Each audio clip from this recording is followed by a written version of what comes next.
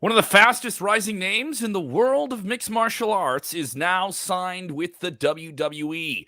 Bellator's Valerie Loureda has signed a lucrative contract with the company, and it is certainly making waves in the sports world. What is her potential in the WWE? We'll talk about it. Plus, we have news on Bianca Belair, the EST of WWE. Wants to take on some of the boys, wants to cross that proverbial line that some people just don't think WWE is going to cross, especially with the women's revolution. And AEW's Wardlow sees himself in WWE. Oh boy, there's your tribalism. Ring of Honor is under the AEW banner now, and Maria Kanellis was really trying to revamp that women's division there before it went away, got shuttered, and got retaken off the shelf by Tony Khan. Is there any future for women in Ring of Honor with that division there? WWE unveils a new commemorative title for John Cena, and on top of that, we have an AEW wrestler who's leaving the company. Yeah, we'll get to it. We got a lot. Oh, Undertaker's in the news today, too. So much. Share the link. You stink. You know the drill. Watch out, watch out, watch out, watch out!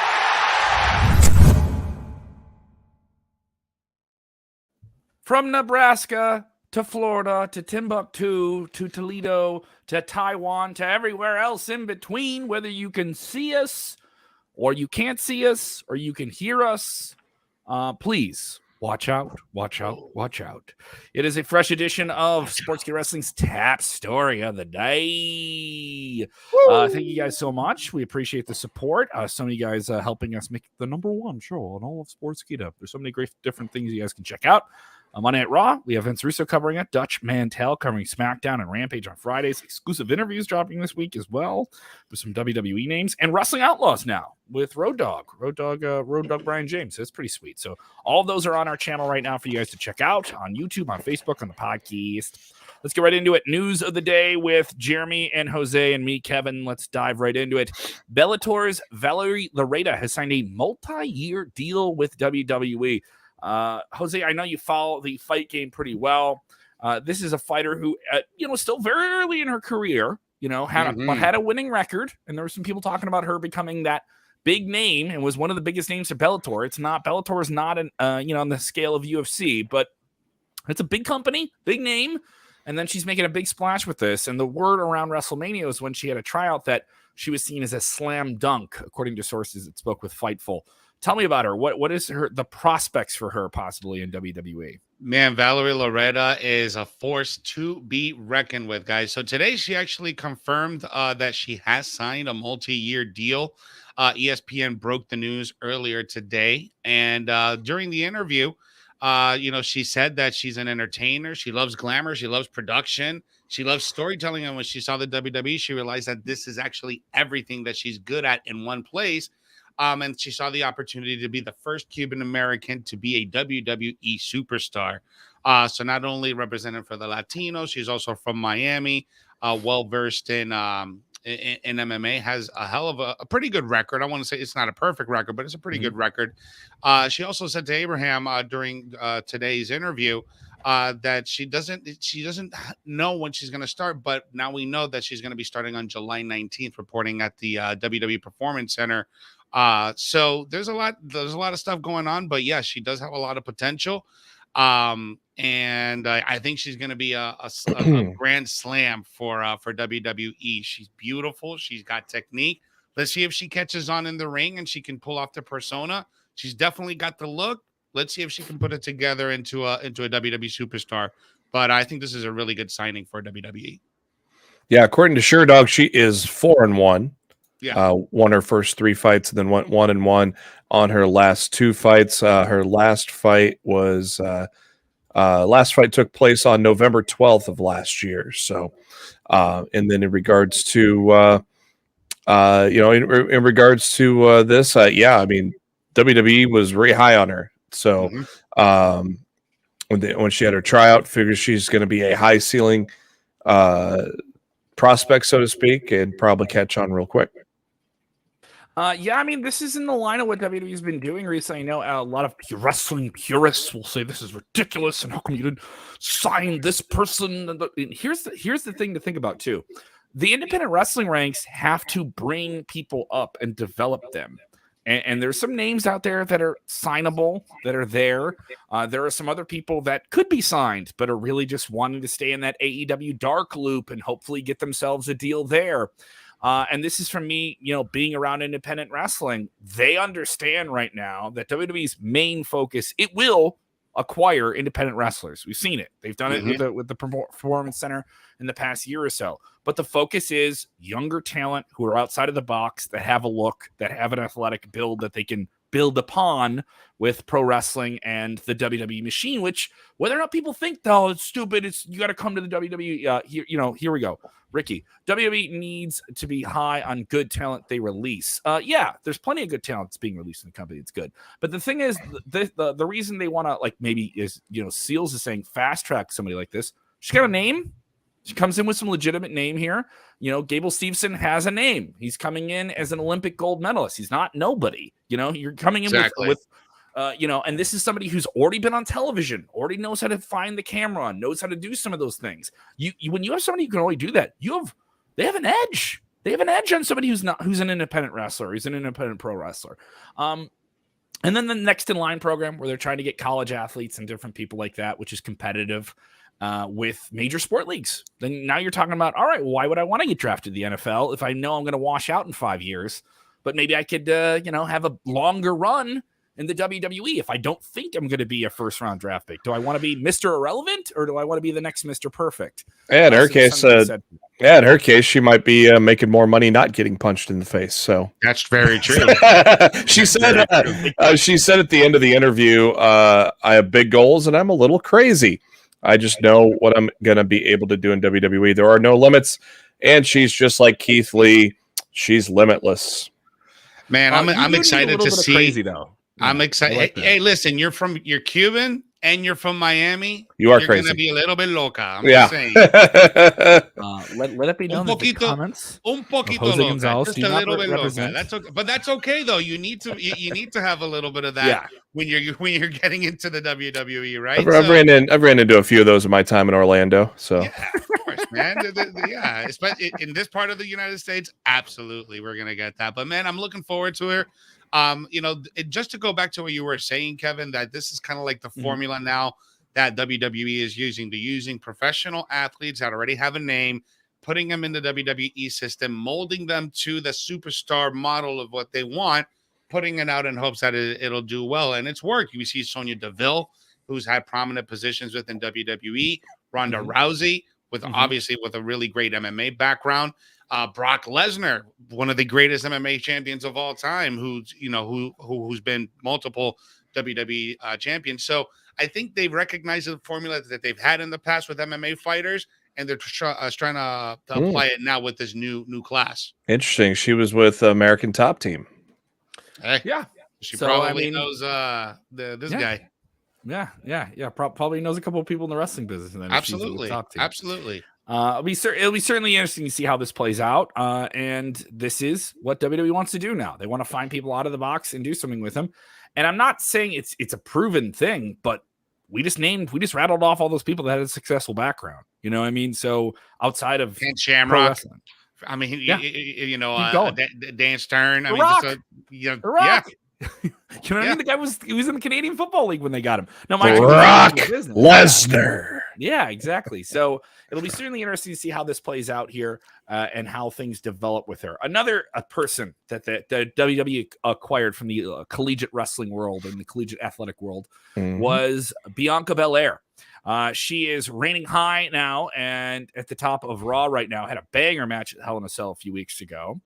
And she's now saying some pretty provocative things. Maybe she's feeling like she can kind of pull back the curtain a little bit, saying she's interested in having intergender matches in WWE. The bigger star that some of the women gain in WWE, eventually this comes up. I saw this when Charlotte was on a real roll a year or two ago, and people were saying, and I remember hearing Bully Ray over on Sirius XM, shout out to the Busted Open Nation, that she was getting to that point where it was like, let's put her in the ring with some of the fellas and have matches. And WWE kind of teased this a few years ago when they had Nia Jax get in the Men's Royal Rumble. They've teased it recently with Judgment Day. Yeah. So and so is this something that WWE can do? Because obviously in the Attitude Era, you had women were taking power bombs through tables, and you had China winning the Intercontinental Championship. There's a lot more intergender, old women taking power bombs through tables. Yeah. Yeah. Hopefully, YouTube doesn't tag us for other things. So, here's this is this is a weird thing, right? Because we've seen in other wrestling promotions, not only here in the United States, but we've also seen it in other countries where intergender matches is not all that weird. That's actually pretty common in AAA. They have a mixed tag championship. They got men going against women. They do that. Lucha Underground did that for a while when they were on, where they would have men facing women. And most recently in the MMA world, there was I think there was somewhere in Eastern Europe, there was a MMA show, and it was a man versus a woman, and that woman whooped some ass. So I'm just putting it out there. I don't, as we grow more, right, as a society into equality, I think this will be more accepted in WWE. But for right now, I'm not expecting any of this to happen. It's not as provocative as you think either. I mean, it happens all the time in GCW, happens all the time in Impact Wrestling. So I don't see really the big problem with it unless there's something with the people behind the money, the sponsors, unless they have an issue with it. But but I mean, maybe it's just because it's not so mainstream, but it's not really. I think it's a big deal because it's everywhere in professional wrestling right now. So some people watching the show not feeling this right now. Joseph Austin saying WWE might want to chill on this idea. David from the Barclays Center, if you guys are on the podcast, you hear him with us all the time. He's saying intergender matches never work. It was cringe when China did it. Bianca repeating it would not be much different. Pass. Okay. Well, I think it depends on the pairing. It depends on who you put together and the circumstances they're put together. And obviously WWE is nothing. They have no problem with doing the mixed match challenge, like, the male female tag team stuff. They can do that. But there's a ceiling on those matches because they don't let the women and the men kind of get physical with each other. They will here and there behind the ref's back. They'll do some shenanigans and stuff and some gaga, but never like full on toe to toe action. Bianca is a special case. She's an incredible athlete, and she's incredibly strong. And it's probably one of the most dynamically, physically gifted women that WWE has ever signed and developed. And then on top of that, has a larger than life personality. Do I want to see her in there with an Omos? No. But if she was in there with someone where it would be legitimate, all right. You know what I mean? Like there's something to it. I wouldn't write it off. I think writing it off is like saying you can't do something creatively. You can't go somewhere and tell us. Like for people that only watch WWE, it's more prevalent than you think. Yeah. Oh no. And working for AAW. Go check us out. AAW. That was a very good example. One of the best matches of the year there, Kevin. Yeah. In AEW. Yes. We had Hey we guys, had Ruby Soho, or in AEW taking on Josh Alexander. The match is up. You guys can go check it out. It was absolutely fantastic. What's up? Hey guys, we got a super chat. Roland Curtis. Roland Curtis rolling in the dough. Thank you so much, Roland. Yes, Loureda has the look and technique, but she's short, 5'4", which might be her hyperbole. Does the lopsided ratio of short or tall girls for the division? Not really. No, I because 5'4", I think for the women isn't that short. Honestly, for the women it isn't that short. I mean, Alexa Bliss is 5 feet tall, 5 feet of fury. So I mean, she's a multiple-time WWE. Cross ain't that much taller either. Exactly. I don't think her height is going to have. Zelina Vega is not. Nope. There's a whole lot of women that aren't. Yeah. So I don't think it'd be a big deal here. So other stories to cover. This guy's tall. This guy's very tall. One of the big pet projects of AEW is making their own stars. As much as they've, brought in big names, they've certainly focused on creating some of their own stars who had something when they went there. Wardlow could have signed with WWE, reportedly, of course, including to his own testament, but he opted to go with AEW, feeling like it was a better platform for him. And I think he may have made the right decision. But the Goldberg of Tony Khan's division is not writing out the idea of a WWE run in the future. Tell me about this. Wardlow speaking with, he was doing a virtual signing with the common companies that do that, KNS WrestleFest, who did a lot of virtual signings during the pandemic and such, and now it's kind of stuck around even after the pandemic. Wardlow discussed the idea, and he said, "I'm very, very happy where I am. I never say never about anything in life, but as of right now, I am very happy where I am." So basically, he didn't really say anything about WWE. He just said, never say never, but he's very happy where he's at right now. No, here's the thing. The loyalty is limited. And that isn't to say that people aren't loyal, but if you're telling me I can't make money when you don't want to work with me anymore, but don't go somewhere else, what does that mean? You know what I mean? If someone in WWE was asked this question, they said that, hey, I love where I'm at in WWE. I'm not really focused on that, but you never say never. That's fine. You had CM Punk saying never say never about wrestling again years ago when we never thought he would come back, and no one believed that he would come back. And WWE tried to get him back, and he said, no, I'm going to go to AEW. I think this is a better offer. And AEW had to court him for like a year to get him to do it again. So, and everyone's a different case. With Wardlow, obviously WWE would want to sign a guy like this. Look at him. He's like an action figure come to life, you know? Absolutely. And he's already proven he can do some better things. And he hasn't even like touched the ceiling of what he can do. Look at that guy. He's so meaty. He's such a hoss. Look at him. Look at him. Look at him. Look at him. Look at him, Jeremy. He's gonna pass the airport. That is Vince's masturbatory dream is Wardlow against Roman Reigns. Vince, who's this Vince guy? Do we know this Vince guy, Kevin? Yeah, who are you talking about? Who is that? Shut up. And obviously, I'll say this: everyone's gonna think I'm critical of this. How much has Wardlow cooled off since Double or Nothing? Like he's cooled off big. I mean, I think he was part in of one of that the has most to talked do about matches, man. I think he's about ready to hold gold. He's fine, right? Because MJF hasn't been on TV, so he hasn't really been prevalent in several weeks. You know, so you had a hot streak, and then you cooled him off too soon. So I don't know if that was such a good thing. Yeah, but he's going to win gold here in 2-3 weeks, so everything will be fine in the world when he's TNT champion. Kenny Williams calling you out here, Jeremy. Masturbatory dream, chill. Oh, that's Vince's masturbatory dream right there, man. Wardlow and Roman Reigns. You know that he's going to flag our show, and it's because I've said worse. You have. You've said much worse. Nishadi saying here, WWE going to raid AEW's locker room. Well, here it isn't a raid. This is the open market. This is the market that AEW created. This is good for wrestlers. This isn't one company raiding another. This is wrestlers getting good deals.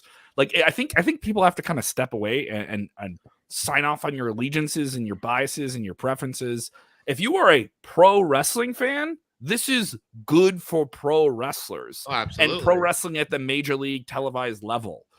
This is very, very good for them. And those deals coming up, yes, there are people that are going to leave AEW and go to WWE, and there are people that are going to get signed by WWE. You know, it's going to go back forth. This is a great thing, though, because think about it, right?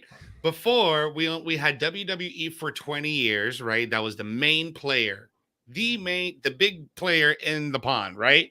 You had Impact, you had MLW, but there were smaller promoters, not to the count. Now you got another company that can be or up to par with WWE when it comes to programming, delivering, that type of content. Man, I don't know, man. I think this is a good thing. This is a good thing because now we see these wrestlers kind of like basketball players or NFL. You know, they get to go wherever they want when their contract is done. So now who's going to make the higher offer? WWE, AEW, Japan. You know, so it's an interesting time to be following these pro wrestlers with all these companies now.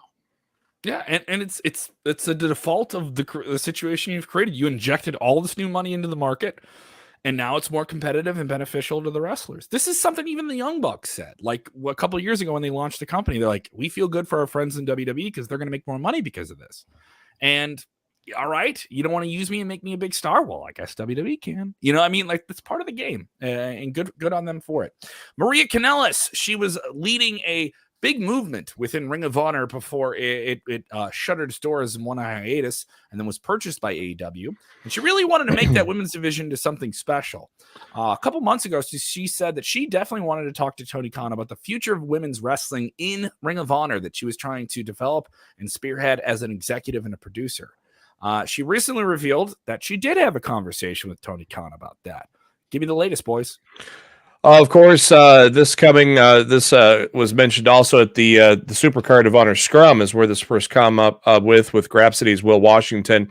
Fightful Select has confirmed that the conversation has taken place. Maria and Tony had about a 35 to 40-minute conversation, and it was considered to be very good. She believes they will have another talk when Ring of Honor makes its re-debut, and specified that when she talks about helping out that division today, she doesn't speak as a talent, so she doesn't think the nature of her Impact deal will be affected. So she's going to be more of a consultant for the women's division for Ring of Honor once they relaunch, but she will continue to be a talent on Impact Wrestling. Of course, I'm assuming Tony Khan and Scott D'Amore are on good terms, so that this is probably a deal that they can easily work out. Maria specified that she's happy at Impact and loves how the creative has been so far and has a few months left on her current deal. Yeah, it's interesting for sure. I mean, Maria Kanellis is somebody who's been around the wrestling business now well over 15, 14 years. She understands it. I think having her in this position, I think there needs to be more women in the production roles of wrestling. There needs to be more women with that perspective in terms of creative and all these different things. And I like that she's doing, I want to be a performer on television. I still want to manage and valet and be that type of character.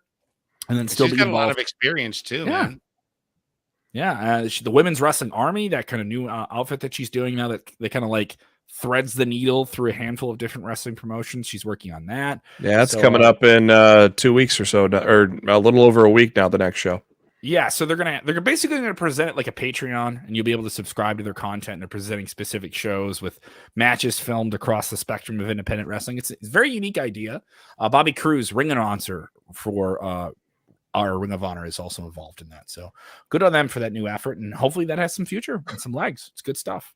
Let's move on to our next story here. This one is somewhat interesting. John Cena, celebrating his big 20th anniversary.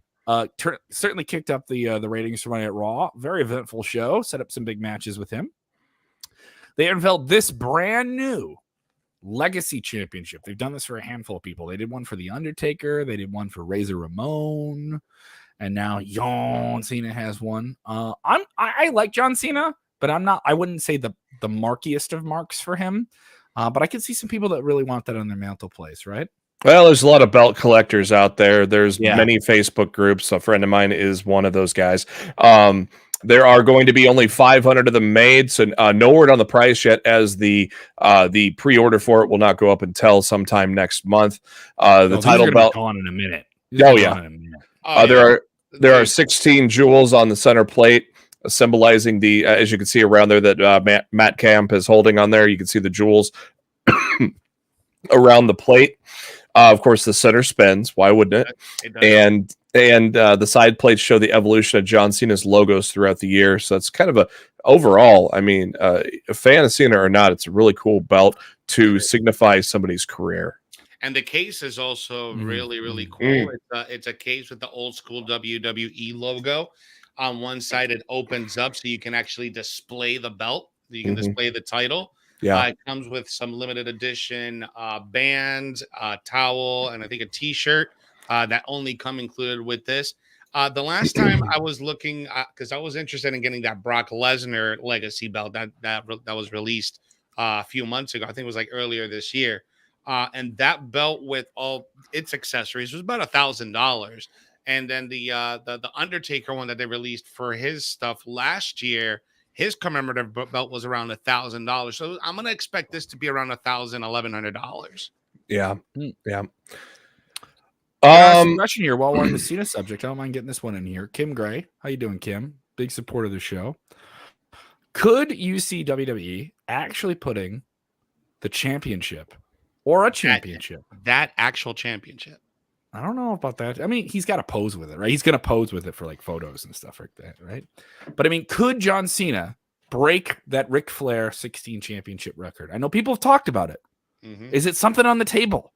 You got WrestleMania next year. You got two nights of WrestleMania. You got to strap up John. You got to have Big Match John come back and break the Ric Flair record and become the most winningest world championship wrestler of all time. Jeremy, you're saying no. Why are you saying no, buddy? I don't think he's interested. I don't think he's interested in breaking the record. I kind of have to agree with you too. I also think Cena's a guy where he understands the commitment of being a champion, and that he wouldn't want to do it if I'm only coming back for a handful of matches and cutting a big angle and building to a big match, win or lose, I'd have to be there the next day to have that championship. But then at the same time, right, Jose, like it's a once in a lifetime thing to be able to break that record and for me and have that record, right? Because I'm like you, I'm not the Marcus Mark on John Cena, but I do respect the fact what he has done for the entire business and for WWE over the last 20 years. But that being said, I don't think he needs to have a 16 title reign, right? Because he's had such a tremendous legacy, and I also think that he has respect for what the priors like Ric Flair, Hulk Hogan have brought to the table, with Ric Flair having that monumentous title run with the 16-time world championship. I think John Cena respects that and kind of wants to leave it intact. This is my opinion. I think that Roman Reigns is going to be the one to have something with that legacy, right? Right now, he's the longest reigning champion in our modern era. You can add that in and then have him accumulate, 16 wins. So that way you can solidify that Roman Reigns is the absolute greatest of all time, because not only he had one reign that's still ongoing, a 2.5-year reign, maybe goes on to 3, but yet he's also a 16-time champion. He's never going to be 16. He's 37 already and only has 6. So they really would have to. It's amazing, but yeah, Roman Reigns only has 6 world title reigns. Let's dip into some quick hitters here. Some news that broke since we solidified the stuff here for today. Kenny Omega talking with CEO Gaming Twitch channel and indicated that if he has another major setback, he's done. He's retiring. He says, I can never do this again. 2 times, 3 times a day, really painful rehab, not knowing what it's going to be like when I get back into the ring. He just figures he's going to hang it up again if he ever has a major setback again. He's been on the shelf a long time now, right? Yeah. Peacock has announced they are going to do a special table for 3 featuring the Bone Street Crew. And if you don't know who the Bone Street Crew is, that's going to... Savio. It was Savio Vega. It was Rikishi. It was... There's a lot of people. Who was that big tall guy? Godfather. Godfather. But there was another dude in there. The Callis twins, the Callis brothers. They were skull and ball. Midian. Midian was in the crew, and Undertaker. So this was just like Undertaker's clique of people in WWE. Crush was in there too. Crush with Bryan Adams was in there. Yeah, a ton of guys in like that new generation mid '90s time frame. There's one guy I can't remember, but yeah. So yeah, they're gonna do a table for 3. Let's see. Does it say who's gonna be in it? It'll be interesting. I'm just down. I mean, Undertaker has to be there. It'd be weird if it. Yeah. And it's Undertaker and 2 other guys. It might be Kishi and Vega, maybe, because Vega's still active in wrestling. Vega still Godfather. Does a lot of stuff in Puerto Rico. Godfather could be. NBC has announced that season 3 of Young Rock will premiere on Friday, November 4th. That's going to drop then. Of course, we're getting now to an interesting time, as now we're getting to the WWE days. And finally, after much speculation this week, it has been confirmed that Alan Angels has not been picked up with AEW. He spoke with Fightful recently, and he talked with Sean Ross Sapp and said he is a free agent as of July 1st. He was offered a pay per appearance deal, so he was still offered a role. Basically, probably when they would ever use the Dark Order, which has been kind of few and far in between lately. And he has decided not to take it solely based on what's best for him. He says, I feel there's more room to grow outside of AEW now at this point in my career. It's nothing against AEW or Tony Khan or any of the higher-ups in the business. It's a personal thing. I feel like me going on the indies and showing people what I can really do and showing people that I'm a good effing wrestler will raise my stock. I'm not saying it's impossible to do that at AEW, but, right now, his opportunities are few and far in between. Basically, 2 great matches with Kenny Omega, but other than that, really hasn't been utilized. So he feels it's best to not even take that pay per appearance deal. I mean, that's like I said, we were saying earlier. You have a guy who's not high up in the card. You want to reduce my pay. Those pay-per deals, mind you, I want to say there's a lot of people you'd be shocked that are not under full-time deals with AEW that are there all the time. That Just are like per you see, appearance? that are pay-per appearance. They don't have guaranteed money, and maybe don't even have merch. You'd be shocked. Was it You'd be you that very, was very telling surprised me? by that. Was it you that was telling me that when AEW talent wrestles at AAW that they have some type of contractual thing that they have to win in other promotions? I don't know if I'm allowed to answer that. Well, I think Jose I've just heard- did. Just like yeah. I'm like So to some degree, yeah. But I mean, like we did that Josh Alexander Ruby Soho match, right? yeah. And Josh is with Impact, and and it's political. It's a very, Yeah. very political thing. And you have some talent that are allowed to do outside independent dates. Those have to be approved. That's what we hear. And yes, the offices see what the role is and who's going to do what and how the finish is going to be, and they even look at the promos and all that different stuff. So yeah, that is an influence. Just announced for Dynamite. Max Caster, Austin, and Colton Gunn are going to take on Danhausen and 2 mystery opponents. Yeah, it'll be interesting to see how this all plays out. Obviously, Blood and Guts tonight in Detroit, Michigan. That'll be a wild one. I assume that's going to be a majority of the show. Orange Cassidy, and Ethan Page on the show as well. And do you think they have the same issue they had when they did the Blood and Guts match before? They did it at Daly's place, right? And they had to do almost the whole show was just the cage, right? So they had to like do promos when they were setting up the cage. And I don't know. Is that going to be an issue? Because it's a production challenge to set that up, and you have to do it during a live TV show. Yeah, something to think about. For sure. Quick question, and this is not for you two, but this is actually for the entire audience that's chilling with us and watching with us right now. Tomorrow we are planning to do another Money in the Bank match watch along. We want to know which one you guys want to watch. Which one? Here. Sound off in the comments right now while we still got a few more minutes on air, and let us know which match you guys want to watch tomorrow with us on Twitch. And remember, only on Twitch. So sound off in the comments. Speaking of Twitch, no getting over on Twitch tonight. I have a new computer, which will hopefully improve on the video game side of things for the presentation on Twitch and all of that. So we are taking tonight off. We'll be back next Wednesday. I'm going to be busy setting up my new computer actually as soon as we get off the air here. So no getting over on Twitch tonight, but we'll be back next week. Yeah, do you guys want to watch Money in the Bank 2011, the infamous one that went down in Chicago, or do you want to watch the wild one that happened in the WWE headquarters? I just rewatched that the other day, and I just realized on how ridiculously good that it was good. Because it was just like watching a live action cartoon the entire time. It was hilarious when Rey Mysterio got yeeted off the roof. Oh my god.